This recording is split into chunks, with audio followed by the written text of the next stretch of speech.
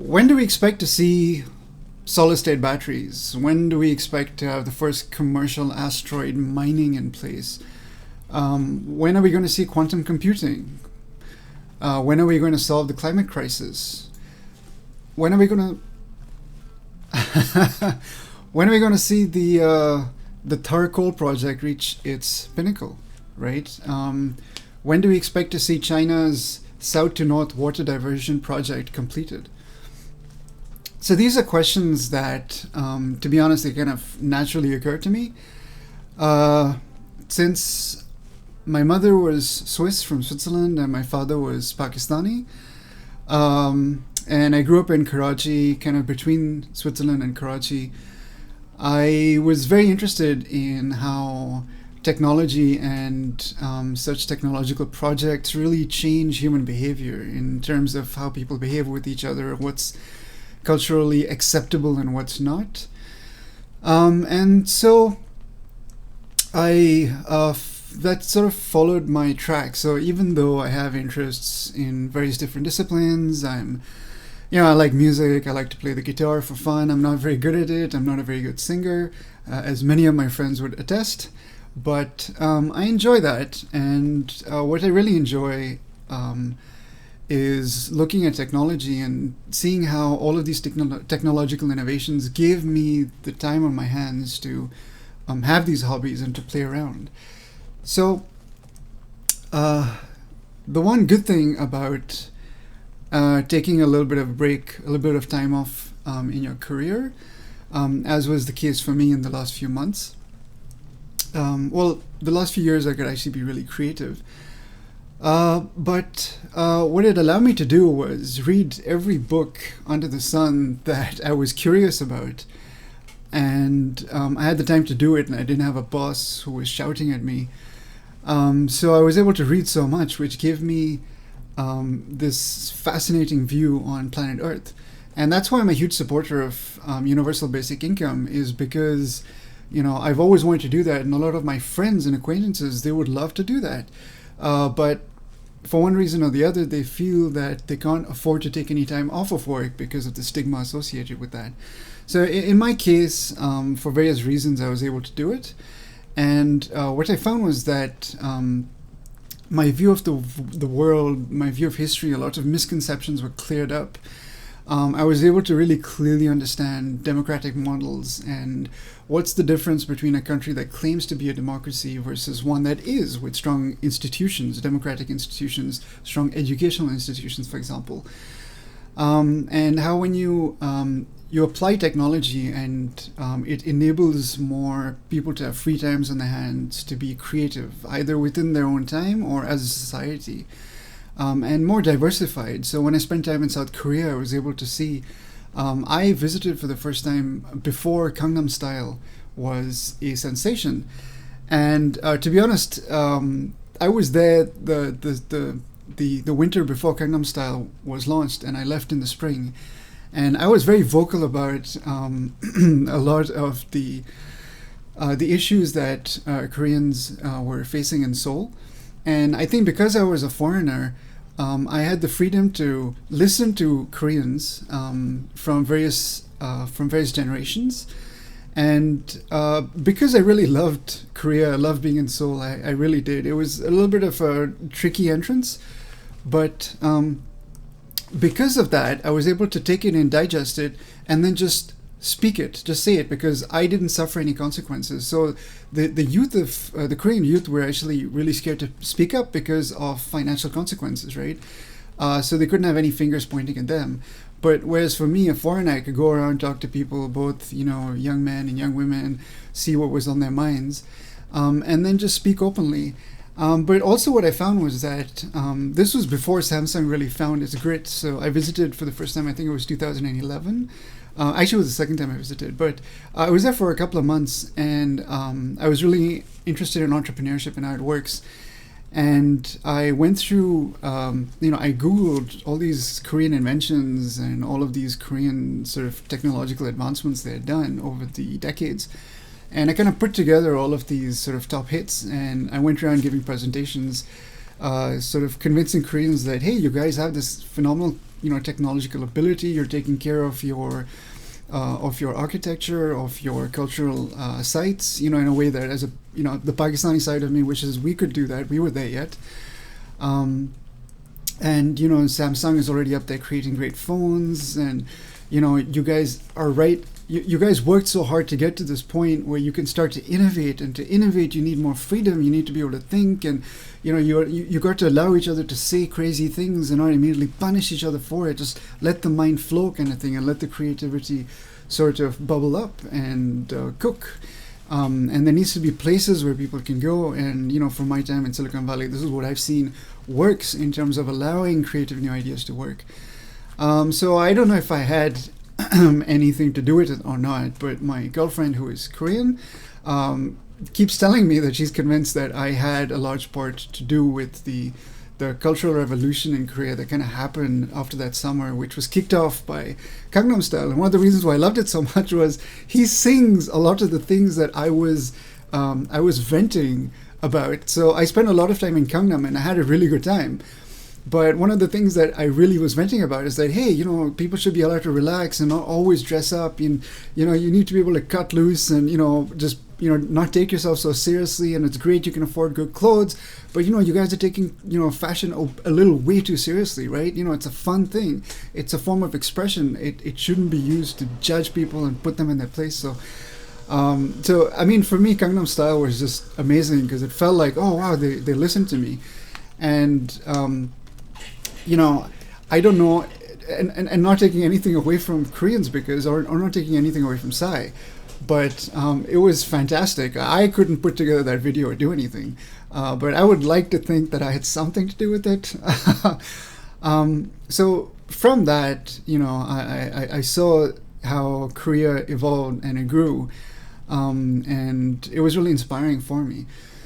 And especially after that, putting everything into historic perspective. So I started to ask myself these questions of, what's going to happen next? I don't know. And especially being in Silicon Valley and talking to people, it's very clear that people are so deep inside their own little like pigeonhole. They're really struggling to get out and communicate and talk and think in terms of big pictures. And it's a very insular and claustrophobic place. It's become that way, unfortunately. But at the same time, it's something that I did warn Silicon Valley about a decade ago, that it's just a matter of fact that innovation and innovation hubs are going to go global, and Silicon Valley has to change. It can't assume it will always be number one. And so what has happened in the last decade is that it's definitively lost its position as number one. The number one, I think, innovation hub goes to China in Shenzhen, because the innovation that they're doing over there is really hard innovation with hardware. So it's really complex what they're doing. And over here, it's all software, AI, stuff like that. It's easy. You sit on a desk, and it doesn't require that much complexity. So this is, again, just my opinion. I am so tired of Americans shooting me down and telling me wrong. Just keep saying that I'm wrong, despite the fact that evidence is obviously suggesting otherwise. So what I did was that I decided if no one else is going to do this, I might as well do it for myself. And so I kind of started to track what the different projects were. And so, for example, give myself some timelines to just help me. I've not really... I'm not really at the place yet where I'm going to be editing videos and putting things in, so I'll just show you a screenshot.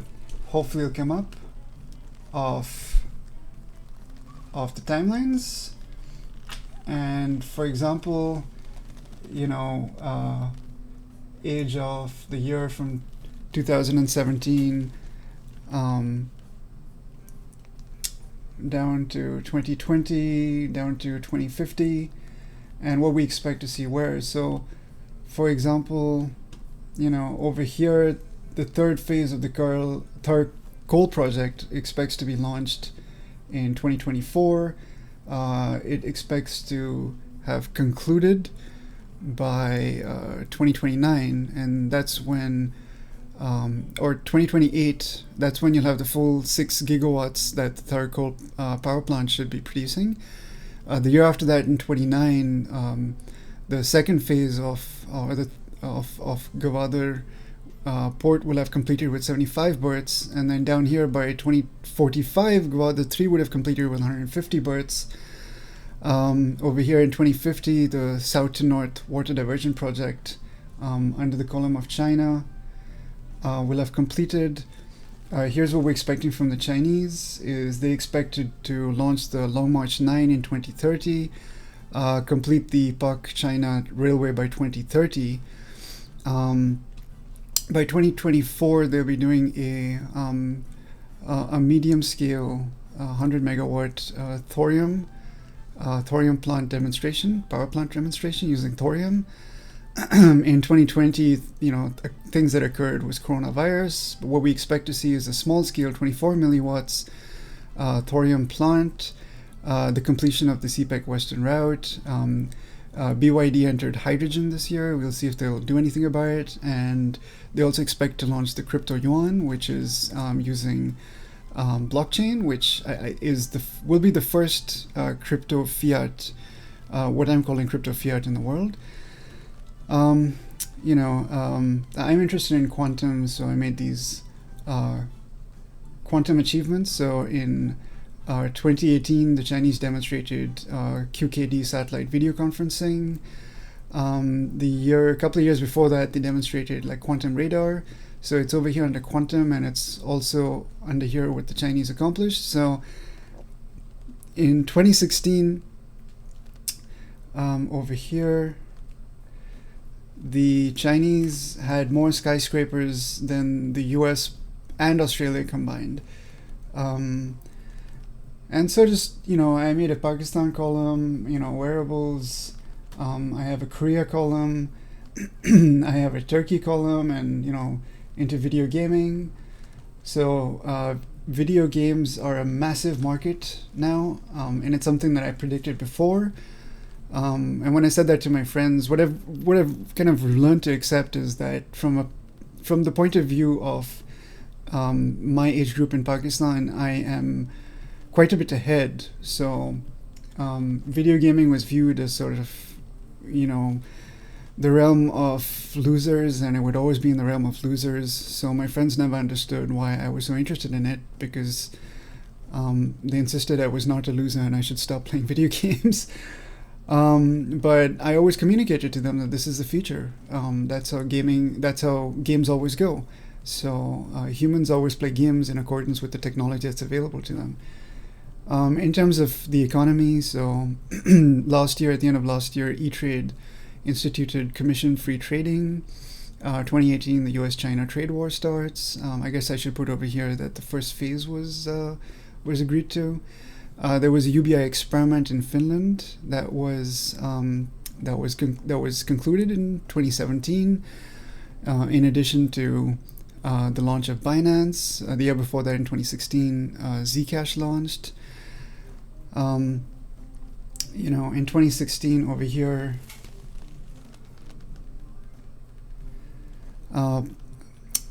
the phase 1 of CPEC started, and Gwadar 1 was initiated with there's just 3 berths.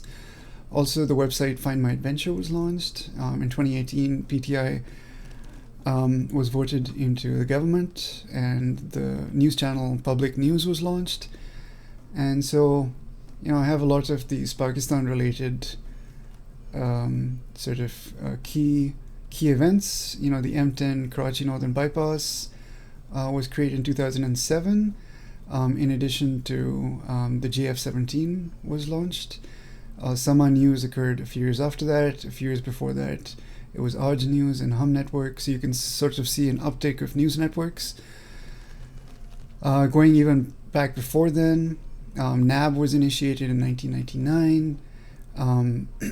If you go back to 95, it was Martin Dow and the Citizens Foundation. 1993 was the GIK Institute of Tech. PTV2 was 92. NUST was 91. STN was 1990. Indus Valley School was 1989. So, Karakoram Highway was completed 1979, connecting Pakistan and China.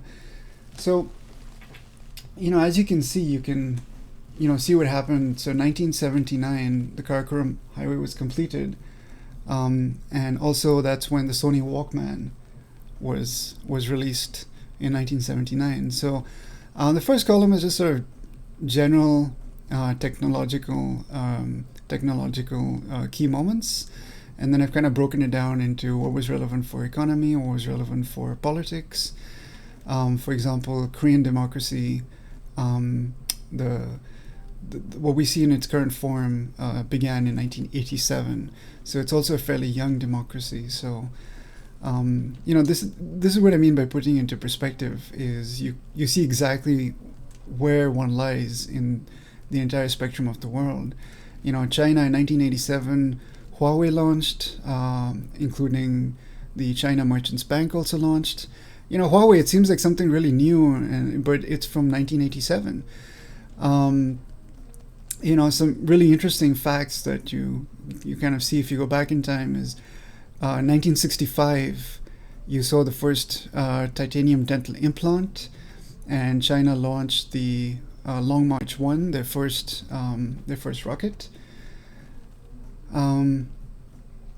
If you go back, 1950 was when credit cards became a thing.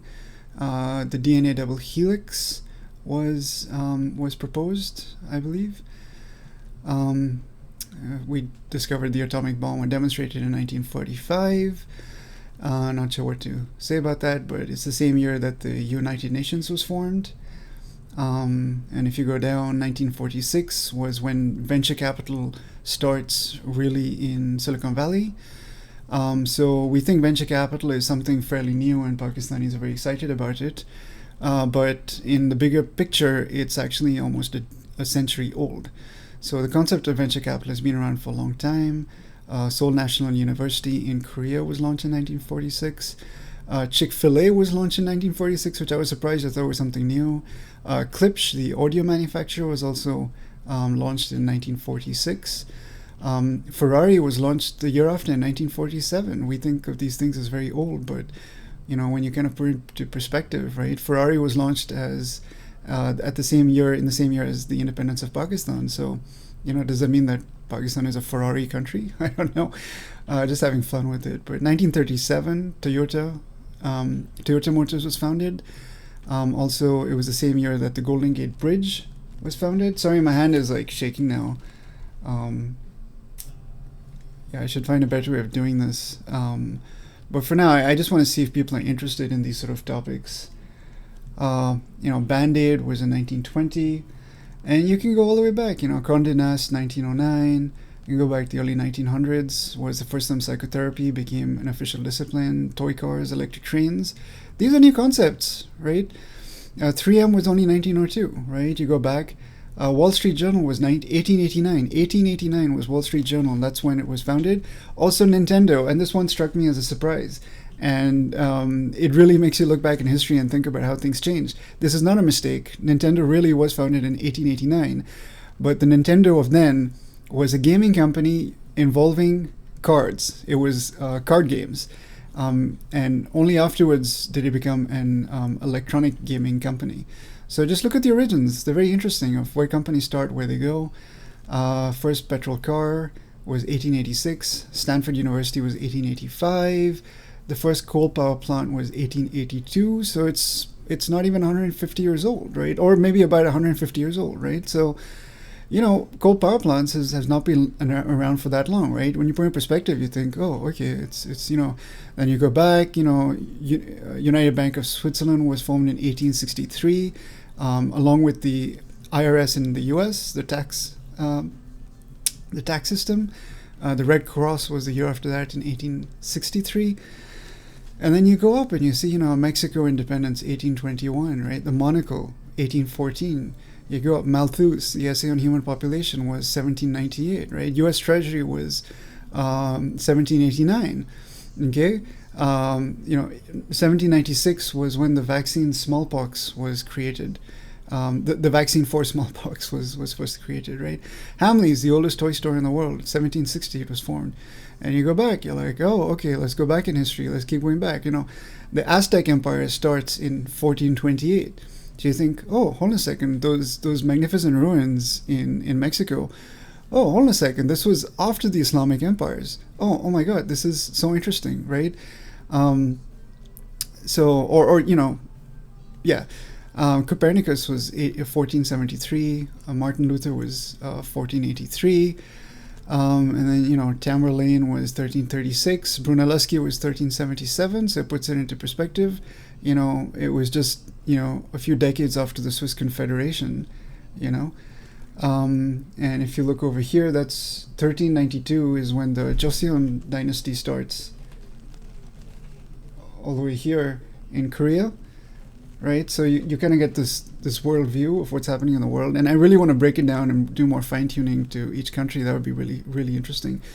Sikhism, Guru Nanak, that was 1469, and then you go up, and Thomas Aquinas was 1225, Cambridge was 1209, and Thomas Aquinas, for those who don't know, was the philosopher who was inspired by Ibn Rushd. To create this treatise on the separation of religion and science. And you see up over here, Ibn Rushd was 1226.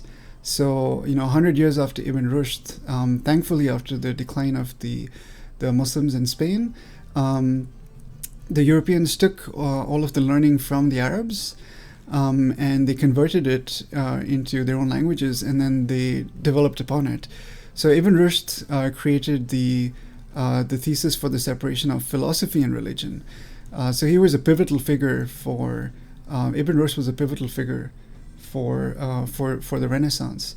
It essentially gave the Europeans what they needed to escape from the clutches of the obscurantism and the overbearing nature of the church at the time. And being a Pakistani, you might be able to understand how that can hold back the sciences and development. Genghis Khan was around the same time, 1162.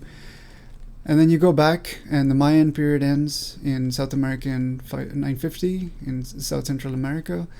You go back even more, gunpowder was invented in China in 700, You go back even more, chess, the earliest chess was around the 500s, that was, I guess, in Central Asia or something. The Roman Empire ends in 476, You go back even more. The Roman Empire starts in 27 BC.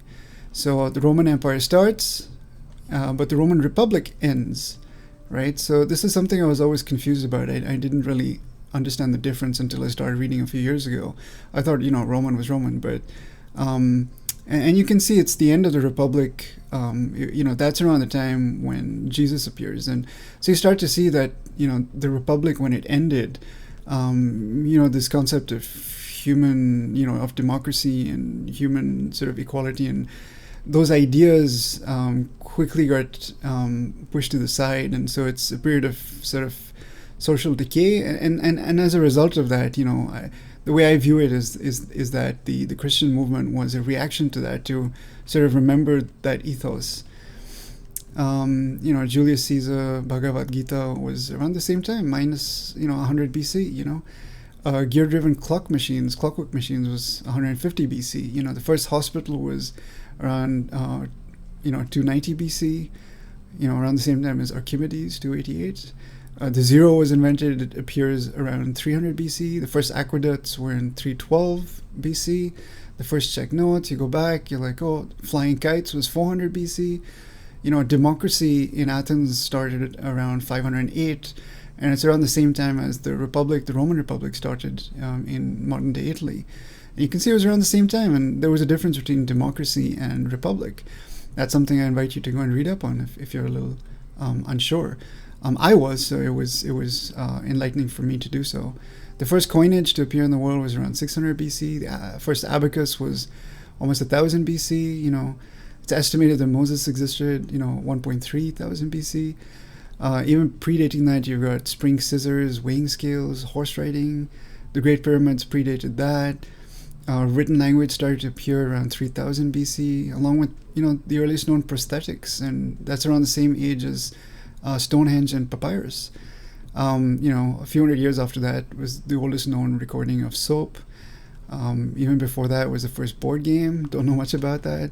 And so you enter all of these, you can go back, way back, you think, well, clothes and sewing machines or sewing needles, that was an invention that was created by humans almost 50,000 years ago,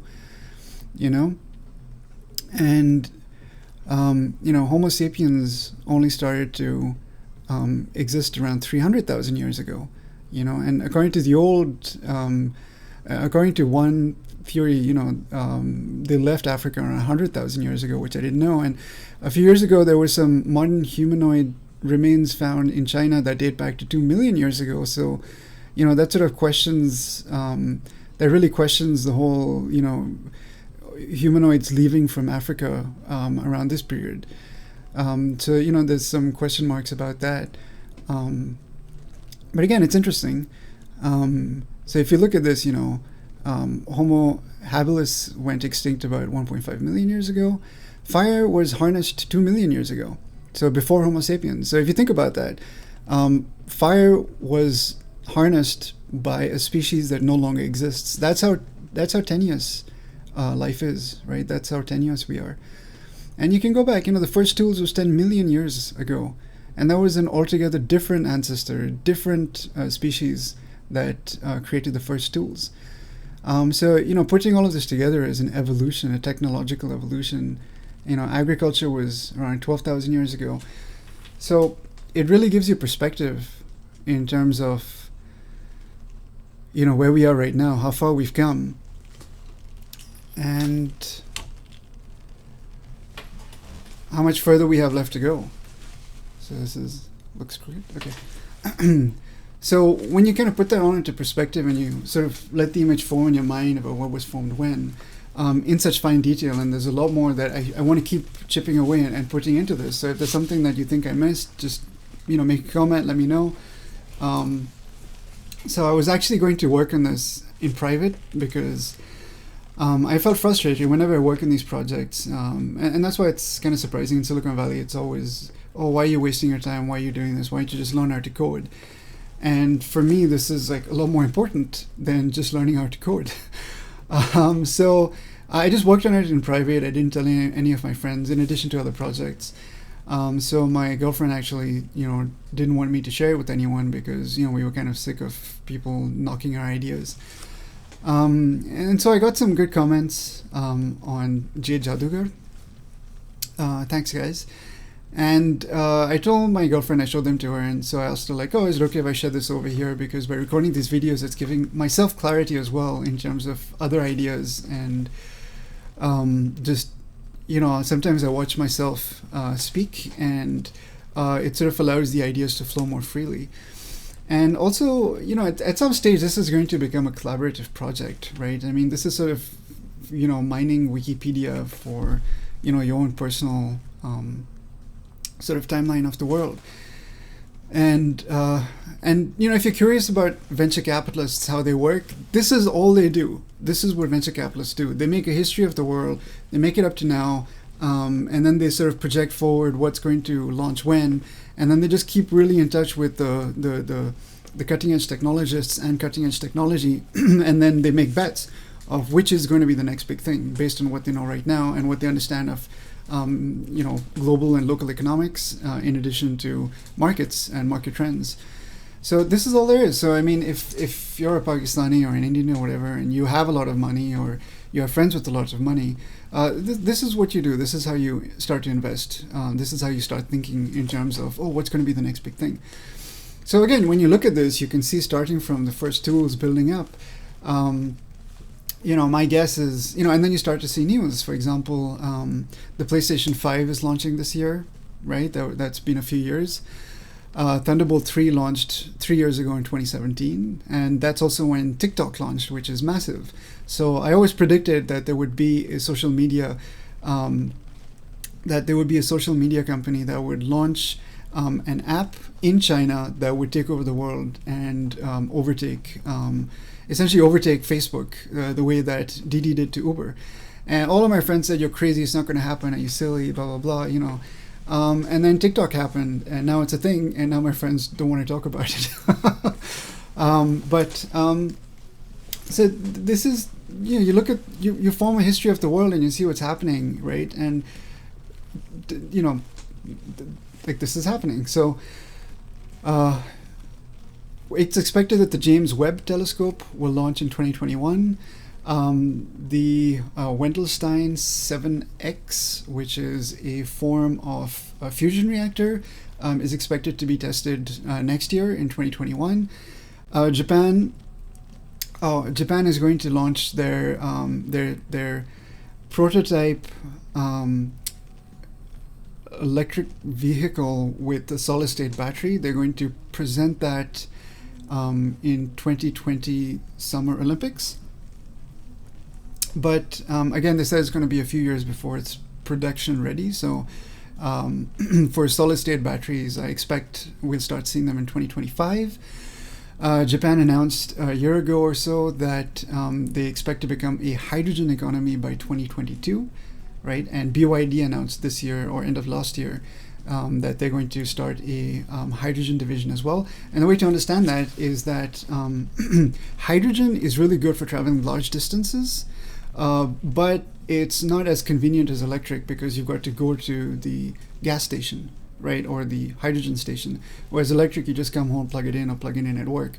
So it's two separate markets. So once solid-state batteries allow you to travel for thousands of miles between charges, and the charges are 5 to 10 minutes, then potentially hydrogen might not find that much use. But again, we don't know for sure, and this is again how venture capitalists think, is that we don't know for sure which one it's going to be. And so that's why Toyota was really smart about it, and they experimented with both platforms to see which way the market is going to go as well, because quite often it comes down to fashion as well. Just what is it that humans are going to prefer? Just because I like it doesn't mean that everyone else is going to like it. We all have this experience, right? Just because I think this is common sense doesn't mean that everyone else thinks it's common sense. And that's sort of what defines what a market is. So the large-scale fusion reactor ITER is expected to start to launch in 2025, and it's just a proof of principle from what I understand. So we don't expect like full-on cold fusion plants. For me, I don't expect them until 2030, another 10 years. The plan right now is to revisit the moon in 2028. So for 2025, I also expect that's when we're going to see the first interesting quantum computing. The first interesting demonstration is going to probably happen around 2025. Large-scale thorium power deployment, I think we're going to see that around 2025 in order to try to counter the green gases that are being released, to try to move over to a thorium economy. By in the next decade, I think by 2030, I would expect that carbon capture will be solved. So the process or technology in order to take carbon dioxide and monoxide out of the atmosphere and store it somewhere, whether underground or shoot it into the moon or something, I don't know. But essentially take the absolute ability to control to some degree the amount of carbon that's in the air. I think we'll achieve that in the next decade, because if we don't, then we're all dead. And as you can see, a species is the existence of a species is not guaranteed. It's very tenuous. So just to remind you, the species that invented the first tools we know of no longer exists. The species that harnessed fire for the first time no longer exists. So it's great that we live in this era, but we would like to try to push ourselves into a direction where we are not remembered as an extinct species. Also, I think by the end of the decade, by 2030, we'll start seeing the first instances of asteroid mining. I think before then we'll see a little bit here and there proof of principle sort of demonstrations, but probably I think by 2030 we'll start seeing the first official mining companies or something like that. It's expected that we'll put a human on Mars by in 2033. We expect to develop a lunar outpost in 2037. So to put that into perspective, right? America expects to create a lunar outpost by 2037. That's the deadline they're giving themselves. And for Pakistan, we just hope to complete the third phase of Gwadar with 150 berths by 2045. Now, again, that's not a minor accomplishment to aim for Pakistan, because to put in perspective, we expect to develop 75 berths. Right now, there's only 3 berths in Gwadar. We expect to develop 75 berths in Gwadar by 2029. That's in 9 years. And Dubai, I believe, only has something like 60 or 66 berths in total. So already in the next 9 years, we expect to have more capacity for shipping in Gwadar than Dubai has currently. So potentially in the next 10 years, you should expect to see explosive growth in Gwadar, and hopefully we'll start seeing the right sort of explosions in Pakistan, right sort of explosive activity in Pakistan. And we deserve it, we've earned it. The Pak-China Railway by 2030, I mentioned that. And so this is sort of what I've put together, and these are my expectations. To dive into detail about what the issues are, why solid state isn't here yet, why quantum computers are not here yet, what algorithms you expect to run on quantum computers, why should we care about thorium, why should we speed track thorium, what are the different processes by which people are hoping to accomplish carbon capture. For those, probably I'll leave it to another video if anyone's interested. Or quite lightly, I'll just do these for fun anyway. So I hope this was helpful, and let me know if you have any comments.